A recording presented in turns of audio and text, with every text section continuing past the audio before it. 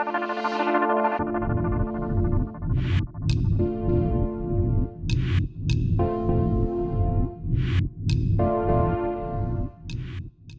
back to part 2 of the Tax Mantra series on faceless assessments. In part 1, the broad contours of the faceless assessment scheme and section 144B introduced in the Income Tax Act 1961 with effect from 1/4/2021 were discussed. Few issues which reached the doors of the courts were also discussed in detail. Faceless assessments, we believe, is indeed a commendable initiative on the part of the legislature. Over time, it is likely to reduce litigation, as many of the routine adjustments which were earlier being made during the assessment proceedings will now be carefully scrutinized. Various checks and balances employed in terms of the scheme codified in Section 144B of the Act before any adverse assessment order is passed. However, as discussed in part 1 of this topic, there has been a spike in litigation due to certain procedural issues which have come in the way. It is likely that the same will be streamlined in due course, as the shift to faceless assessment is still in its nascent stage. And as with any new law, the courts will have a major role to play in setting the direction and streamlining the implementation of this new scheme. With that background and continuing from where we left off, in this part, we aim to address few more issues which have arisen pursuant to implementation of the faceless assessment scheme and passing of assessment orders thereunder. Let us now engage with the panel members, Mr. Rohit Jain, partner Vaish Associates, and Mr. Ajay Vora, senior advocate, and seek their views on certain other interesting issues. So I would like to start with Mr. Rohit Jain. Sir, in part 1, it was stated that the Delhi High Court has jurisdiction to entertain writ petitions against the assessment orders being passed by the NFAC, notwithstanding the territorial jurisdiction of the taxpayer. Could you please elaborate on this?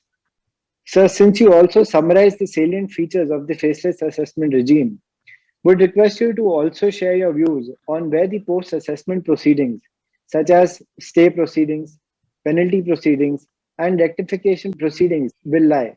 So I'll take the second issue first and then come to the first issue of writ petition. Initially, there was a national faceless assessment scheme which was notified, and subsequently it was codified in the form of section 144 capital B.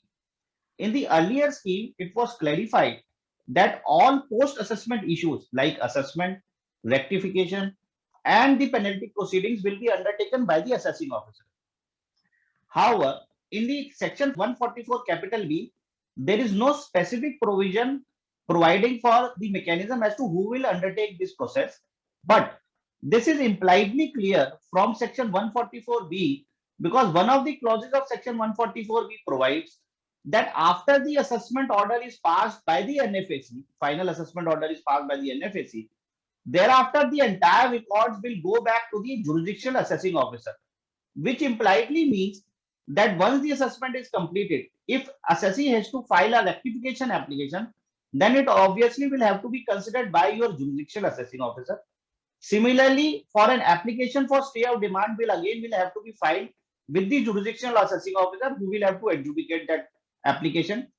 Insofar as penalty is concerned, the NFAC provision specifically provide that NFAC, before passing the final assessment order, the assessment unit will initiate the penalty in the draft assessment order and specify the issues on which the penalty is thought to be initiated. Recently, in fact, sometime back, and national faceless process has also been notified for the purpose of levy of penalty. So, to put it simply, the penalty proceedings will be ultimately be initially initiated by the NFAC. Ultimately, penalty order will have to be ultimately passed by the NFAC. But insofar as rectification process is concerned, insofar as demand process is concerned, that is subject matter of domain of the jurisdictional assessing officer. So that is one aspect. Coming to your first issue with regard to the writ jurisdiction, what I just pointed out last time, you see, the notification by which NFAC has been constituted clearly state that the NFAC will have its headquarters in Delhi. In fact, you will notice that all the assessment orders which are passed, in fact, whatever orders I have seen, the orders are passed by NFAC Delhi. Now, as Mr. Vora explained in part 1 series, writ is a constitutional jurisdiction which is invoked, and the writ jurisdiction is determined by Article 226. Now, Article 226 provides that I can invoke the writ jurisdiction and I can file a writ petition for a direction to any authority who falls within the jurisdiction of the High Court, or I can also file a writ petition in a High Court where cause of action or part cause of action arises. So, since in the present case, the NFSC Delhi is the one which is ultimately passing an order, and if I have any grievance on the passing of that assessment order, in that situation, in my personal view, I can avail of the writ jurisdiction before the Delhi High Court. We are also not saying that I cannot file a writ petition in the another High Court where my normal territorial jurisdiction lies. For the simple reason, because ultimately the file travels to the assessing officer, and the demand, etc., is within the domain of the assessing officer. So therefore, the assessing officer also is a necessary party. Mr. Vora, would you like to add to what Mr. Rohit Jain stated regarding jurisdiction of the Delhi High Court for writ petitions challenging the assessment orders? This question as to which court has jurisdiction to entertain the writ petition has been the subject matter of decisions by the highest court of the country, by various high courts. And I think importantly, one can dissect this between jurisdiction over an assessment and jurisdiction for entertaining a writ petition against an order of an appellate authority or a tribunal. So far as the assessment is concerned, as Rohit pointed out, any court where the cause of action or part of the cause of action arises would have jurisdiction to entertain the writ petition. In the present case, since the National Faceless Assessment Center is headquartered in Delhi, Delhi High Court certainly has the jurisdiction, because the cause of action arises before the Delhi High Court, to entertain the writ petition. Equally, the High Court exercising jurisdiction over the assessing officer, who has territorial jurisdiction over the assessee, would be competent to entertain the writ petition. And one has seen examples. You have had writ petitions and orders passed by the Bombay High Court, the Andhra Pradesh High Court, the Madras High Court, with respect to orders passed by the National Faceless Assessment Center Delhi, on the premise that the cause of action or part of the cause of action arises in their jurisdiction. So far as the appellate jurisdiction is concerned, the Delhi High Court 5-judge bench in the case of Sterling Agro said that while you may have a central appellate authority, it is not necessarily that the appeal should be entered, or the writ petition against that appellate order should be entertained by the High Court where the central appellate authority is situated. So they said you need to look at forum convenience before deciding whether any substantial cause of action arises within the jurisdiction of that High Court. But I think an interesting point that arises out of this is when the National Faceless Assessment Center frames an assessment and there are assuming divergent views on an aspect on which the issue is being dealt by the National Faceless Assessment Center, then which is the view which will bind the National Faceless Assessment Center? Will it be the view of the Delhi High Court, or will it be the view of the High Court where the jurisdictional assessing officer is located? I'm aware of a recent tribunal judgment where the tribunal said in a conflict of judicial opinion situation, the Faceless Assessment Center should be governed by the view of the High Court where the assessing officer exercising territorial jurisdiction is situated. So I think these controversies are likely to arise. Thank you, Mr. Vora, for your inputs. The next question is also addressed to you. You are aware of subsection 9 of section 144B of the Act, which provides that any assessment made by the NFAC under the faceless regime, where proper procedure is not followed, will be considered as non-est. Could you explain what is the true purport and import of such a provision in the Act itself? It is a rarity, in our opinion, that the legislature has introduced such a provision in the Income Tax Act, which may, if applied, would be detrimental to the interests of the revenue. Usually, we have seen the courts interfering and deciding whether a assessment is completed without jurisdiction, whether it is non-est or not. But here, the subsection itself provides. So, what would be the import of this? I think this is a very material provision that is engrafted in section 144B. And to my mind, it is to make the revenue accountable for their actions. So if the revenue does not follow strictly the procedure prescribed in section 144B, the consequence would be the order would be non-est, implying thereby that the order would be null and void as if it was never passed. Now, one will need to look at the situations where such a direction that the order is null and void or should be directed by the court. If, for instance, there is violation of principles of natural justice, and that can fall and take many shades. For an example, a notice is not served on the assessee and therefore the assessee could not appear. Now, clearly, I think that one can possibly say is a procedural irregularity that the assessee was deprived of the opportunity of hearing, or the assessee applied for an adjournment. There was no order passed on the adjournment application, and order was passed by the assessing officer without dealing with the adjournment application, or the assessee asked for a week's time, the order is passed within 2 days of the request being made for a week's time, and so on. Now, those are cases where there is a procedural irregularity. That, I think, will be a case where the assessment may be set aside to provide the assessee an opportunity of being heard to file reply and thereafter the order to be passed. Now, look at a situation where the procedure is not followed and the mandatory procedure requires issue of a show cause notice along with the draft assessment order, giving the assessee an opportunity to make submissions and show cause and give a response to the show cause why the assessment should not be framed on the lines of the draft assessment order. Now, that's a clear violation or transgression of the mandatory procedure. In that situation, I would think the order should be declared to be non-est.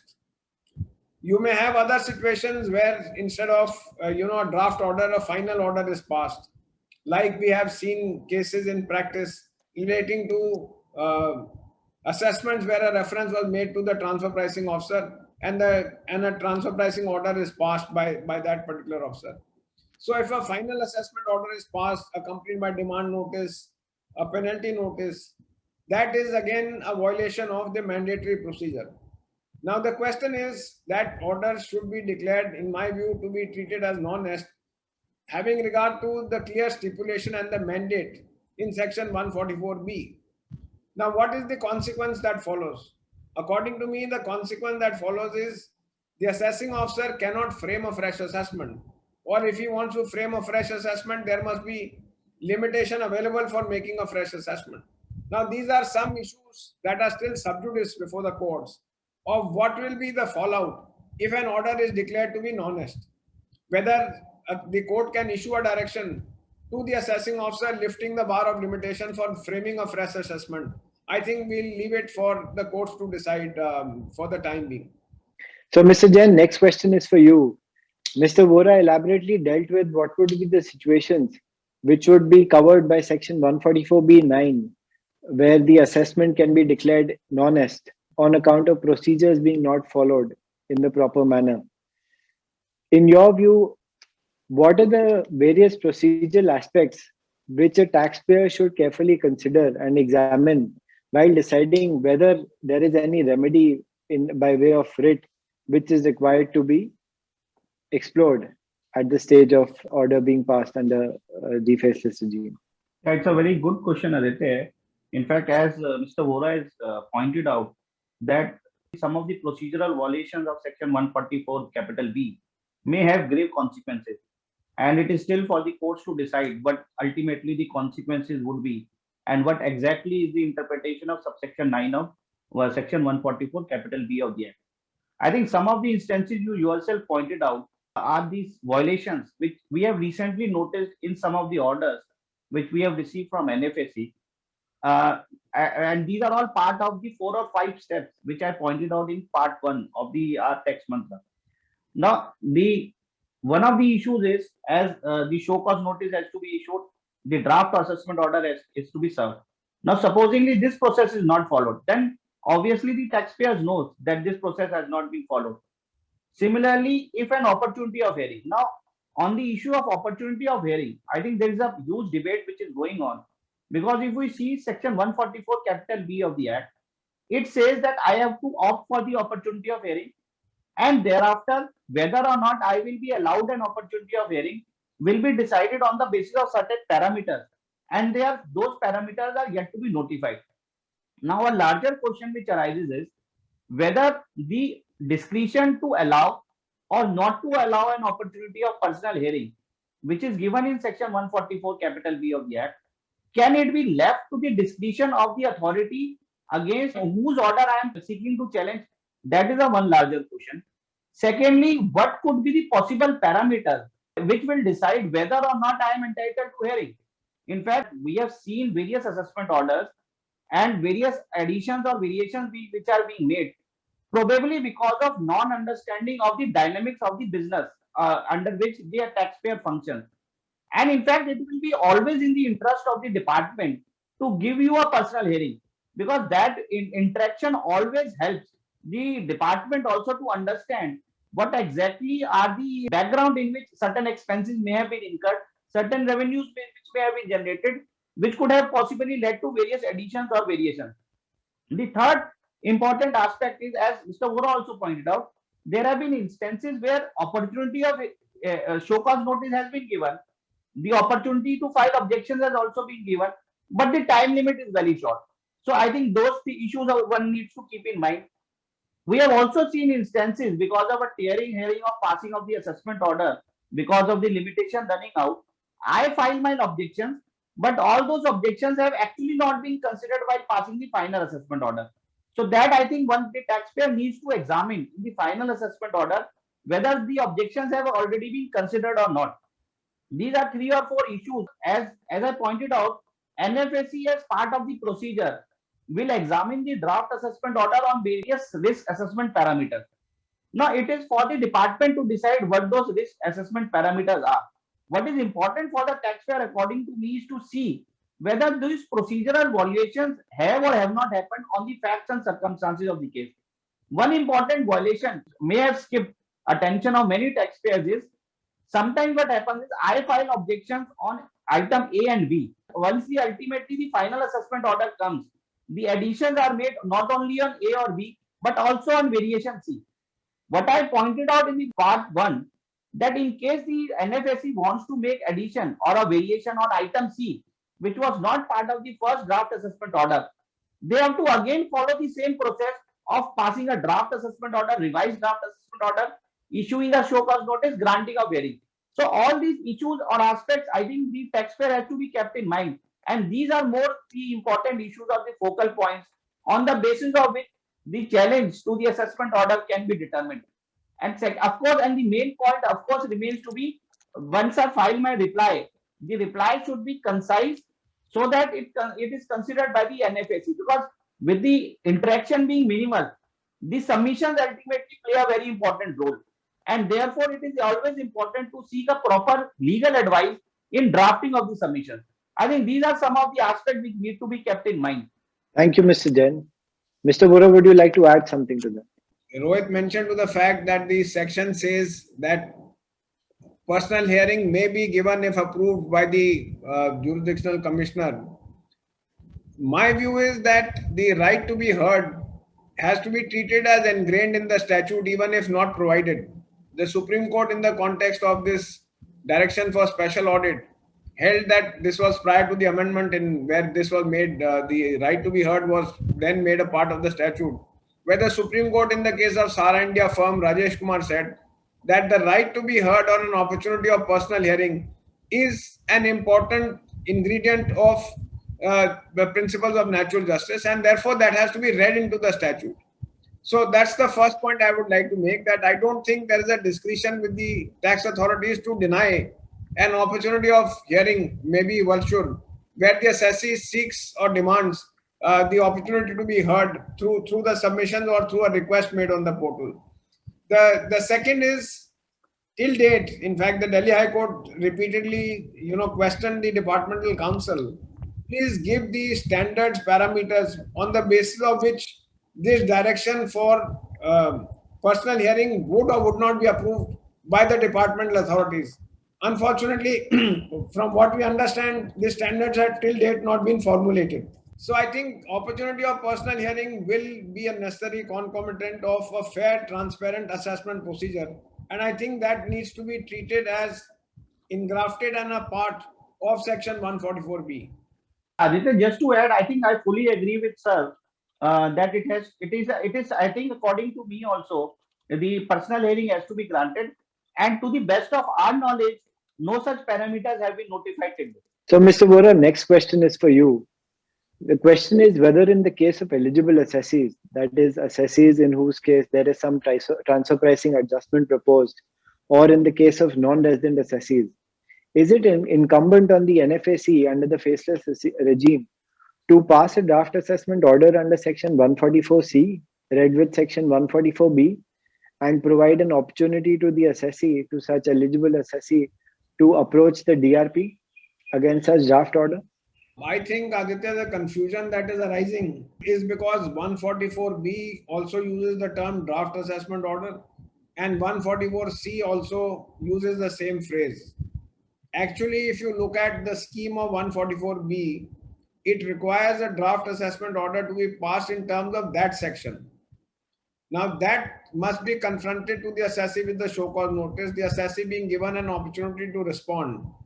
And thereafter, if the NFAC agrees with the objection, there will be a revised draft assessment order or a final assessment order.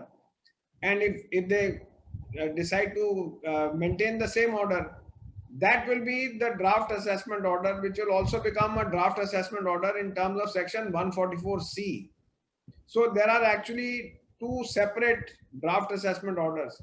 The one under 144B must follow that procedure, and only after that procedure is concluded will it become a draft assessment order under 144C, which can then be taken before the DRP, or if the assessee decides not to file objection to the draft assessment order, will become the final assessment order under Section 143 stroke 144B stroke 144C, which will be the subject matter of appeal to the CIT appeal.